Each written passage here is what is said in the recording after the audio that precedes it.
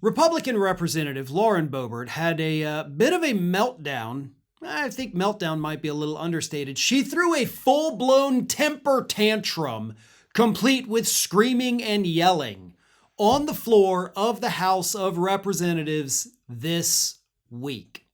Now, unfortunately, because this was not being, live broadcast, we do not have actual recordings of Boebert. We do not have it on film. And nobody has come forward yet to tell us exactly what was said. However, we do have plenty of witnesses and, of course, video from afar showing Boebert screaming at people, waving her finger in their faces, including Republican Representative Corey Mills, all because the measure put forward by the House Freedom Caucus, which Boebert is a part of, to censure Democratic Delegate Stacey Plaskett failed. So, because they couldn't censure Stacey Plaskett, again a Democrat, Lauren Boebert fell to pieces on the floor of the House of Representatives, screaming and yelling like a toddler who was just told she can't have a candy bar in the checkout lane at the grocery store. Because that is basically what Lauren Boebert is. Now, there's a little bit of layers to this story. So, of course, Stacey Plaskett has been in the news recently because she was revealed to have been texting Jeffrey Epstein in 2019 when Donald Trump's former lawyer Michael Cohen was testifying in front of Congress. A very weird action, something that we absolutely do need answers to, and I'm not comfortable with Democrats, writing it off or defending it. That's not normal. We need to figure out what the hell and why the hell she would be texting Jeffrey Epstein. Why do you even have his number? How are you good enough friends with him to be texting with him? All of those things do need to be answered, and Stacey Plaskett needs to be able to answer those questions.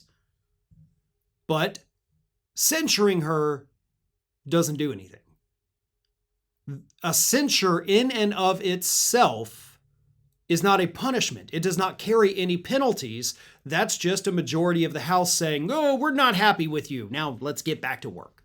But the measure that Boebert's Freedom Caucus had put forward was not just about censuring her, it was also about stripping her of her committee assignments. So that was a separate part that also failed, but the censure in and of itself is totally pointless and meaningless. It doesn't do anything. But the reason Boebert was so pissed off, and the reason at one point she began yelling at Corey Mills, again, a Republican from Florida here, is because she believes there was a backroom deal. Because Democrats want to censure Corey Mills over, of course, all of the horrible accusations that have been leveled against him. The fact that a judge recently had to issue a restraining order for his ex-girlfriend because he had allegedly been threatening her and harassing her, threatening to release, intimate images of her. And the judge deemed it credible and said, "Nope, I'm cutting you off." Put a restraining order on Mills. So Democrats wanted him censured, Republicans wanted Plaskett censured, and allegedly there was this backroom deal cut saying that Republicans won't censure the Democrat if the Democrats don't censure the Republicans. Now, the parties involved, especially Mills's office, has said, no, there was no backroom deal cut, but it kind of seems like there was a backroom deal cut. And it also, as I said, doesn't matter. In the case of Plaskett, I don't believe in censuring or stripping her of her committee assignments until we get to the bottom of it, right? There's far too many questions that we have zero answers to, so let's not punish somebody before we have the evidence. In the case of Mills, we got a lot of evidence that's actually been submitted to the judge. So I'm okay with that one. And honestly, I'll probably be okay with a censure of Plaskett or a stripping of her committee assignments once we do get those answers, because they're not going to be good answers. But a censure in and of itself means nothing. But what does mean something is the fact that Lauren Boebert cannot control herself. Even when she goes quiet for a few weeks, maybe a few months, we don't see Lauren Boebert's name in the headlines, she always comes back just with the most juvenile, disturbing, and oftentimes crude behavior that we could possibly imagine. Hey everyone, we are maybe just days away from hitting 1 million subscribers. Fewer than 15,000 subscribers to go at this point, and we need your help.